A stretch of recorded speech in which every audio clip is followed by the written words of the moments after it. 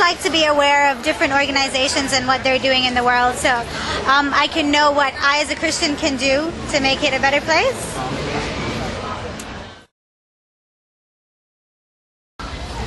I went through Southeast Asia, and at first it really impacted me. Like as soon as I walked in, I was crying, just hearing how real it is.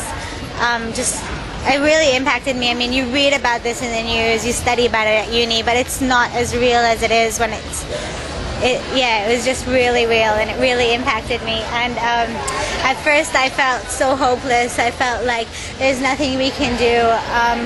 People have been trying to stop this, but at first I felt like there's no hope. It's just depressing. You just want to go kill yourself or something. But then as it came to an end, I just really felt God speaking to me, and at the song at the end I just really realized God just started speaking to me about His mercy and His compassion and His joy, and God showed us how light will always triumph over darkness and truth will always prevail over a lie. And so even though it feels like it's hopeless, even though it feels like there's nothing you can do, we can all do something, and we can all make a difference and an impact, because in the end God will always win, and we just want to fight on His side. And don't lose hope.